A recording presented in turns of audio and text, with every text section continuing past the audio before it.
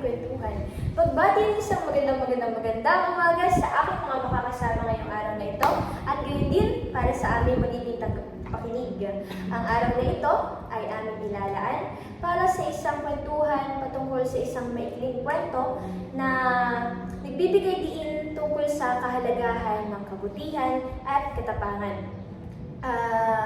At sa tingin ko naman, ang magiging kwentuhan namin na ito ay magbibigay sa inyo ng kahit kaunting aral lamang. Ngunit bago kami magpatuloy sa aming talakayan, ay nais muna namin ipakilala ang aming mga sarili.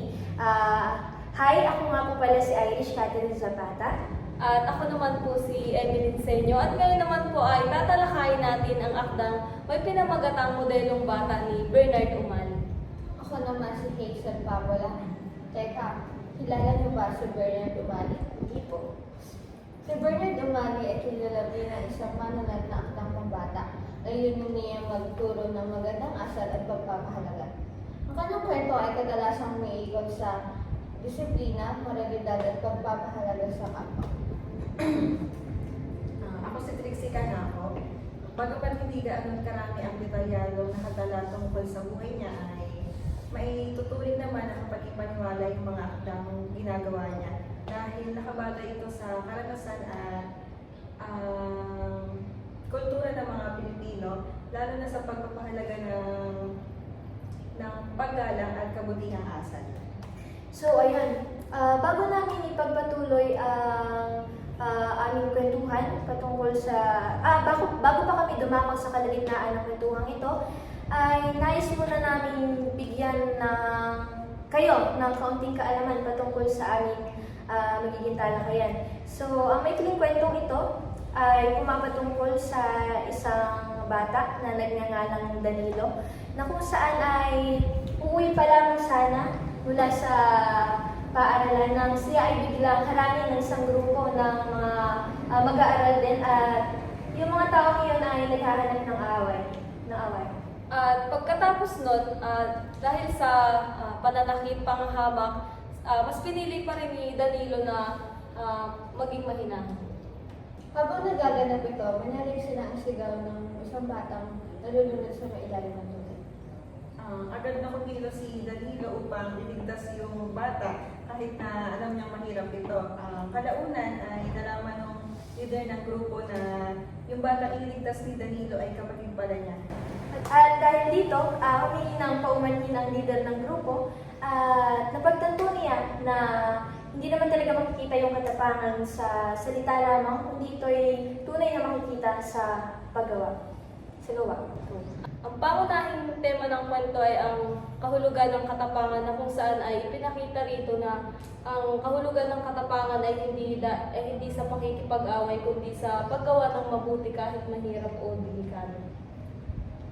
Si Danilo naman ang pangunahing tauhan sa kwento, isang mabait na bata, disiplinado at malasakit sa kapwa.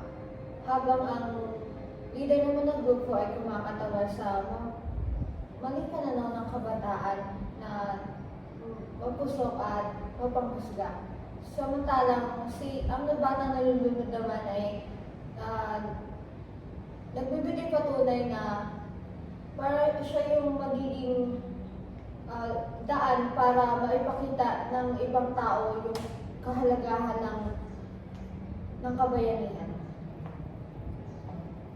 Ang tagpuan sa kwento ay isang karaniwang komunidad at tulay. Sumisimbolo ito sa pang-araw-araw na buhay ng mga Pilipino. Ang ilog ay sumisimbolo sa pagsubok at panganib, samantalang ang pagtabi dito ay sumisimbolo sa sakripisyo at katapangan. At dahil naisad na namin yung kabuuang nilalaman ng maikling kwento, ay sa palagay ninyo, ano yung mensahe ng maikling kwentong ito? Para sa akin kasi yung malinaw na nilalaman na mensahe ng maikling kwentong ito ay ang tunay na lakas ay makikita mo sa paggawa ng tama at hindi sa paghahanap ng away o pananakot. Sa kontekstong sa konteksto ng lipunang Pilipino, nakikita ko rito ang kaugnayan ng problema ng bullying at karahasan sa kabataan. Para na sa akin, pinapakita dito ang pagpapahalaga sa pakikipagkapwa-tao. Isang gawain ng Pilipino na makahalaga talaga, na hindi talaga sa atin nagawa. Ang aral sa kwento ay pagiging mabuti, pagiging mapagkumbaba, pagiging matapang sa pagpili at paninindigan sa tama at handang tumulong sa kapwa na walang hinihintay na kahit anumang kapalit. Isingit ko lang, para sa akin, ang akdang ito ay lubos na mahalaga pa rin sa panahon ito. Lalo na dahil sa tingin ko, marami pa rin sa mga kabataan ngayon ang naliligaw ng landas. At iniisip nila na ang pagiging matapang ay makikita sa kanilang pagiging isang agresibong tao. Para sa akin naman, nakikita ko rin dito yung peer pressure na kung saan ay yung sa pilitang paggawa ng mali para makapasok sa isang grupo. Halimbawa na lang dito yung mga binubuli na kung saan ay pumapasok sila or gusto nilang sumali dun sa isang grupo. Ang gagawin ng grupo na yun ay uutusan sila na gumawa ng mali. Pag nagawa nila yung mali na yun ay sinusukat nila yung katapatan ng isang tao na yun para makapasok sa kanilang grupo. So, para naman sa akin, mas maganda pa din na huwag mo na lang gawin yung, kung alam mo mali, huwag ka na lang dito sa bayan gawin. Mas mahalaga talaga is yung paninindigan talaga na sa tama.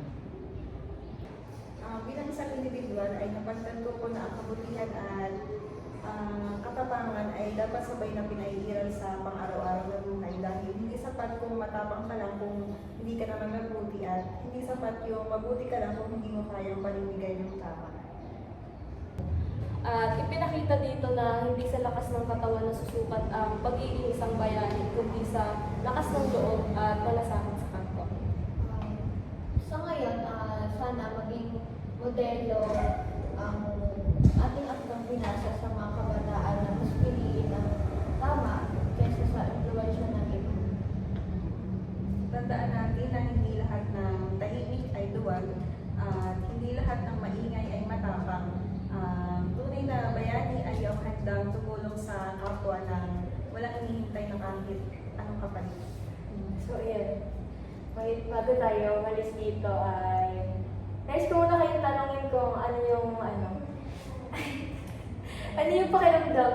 Ano yung naging pakiramdam ninyo sa ating naging talakayan?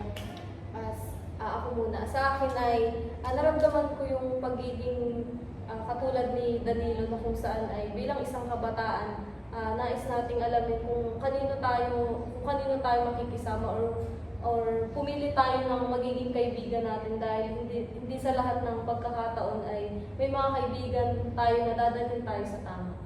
Tama.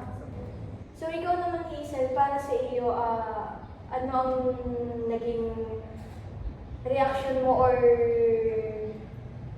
naging reaction mo sa ating naging talakayan? Ikaw ba ay naging masaya o ano? Para sa akin, masaya kasi alam mo yung nabasa mo yung buong akda. Mas nagiging inspired ka kasi dun sa ginawa niya na kahit yun nga, na kapatid nung bully yung bata na tinulungan niya pa rin kahit na nabully siya ng kanyang kapatid kasi hindi kasi doon nakabase kung tutulungan mo talaga yung isang tao, kung nakabase talaga siya yung kabutihan ng loob mo talaga. Kasi di ba sabi nila na hindi naman kasi sa kung ano yung nakikita ng tao doon kaagad nila masad kasi ang mas maganda talaga is yung kung ano talaga yung tunay mong nararamdaman, yung hindi lang yung pinapakita mo. Kaya mas siguro masasabi ko talaga na masaya siya, inspiration siya sa lahat na kahit anong mangyari, kung gusto mo talaga makatulong, tutulong at tutulong ka talaga. Ikaw naman, Tunan. Okay? Okay! Okay! So, ayun, dito nagtatapos ang aming chismisan, kwentuhan, at ako ay nagpapasalamat sa aking mga nakasama ngayong araw na ito at gayon din para sa aming mga naging tagapakinig. At nawa ang kwentong ito ay nagsilbing aral sa inyo. At yun lamang, maraming salamat po.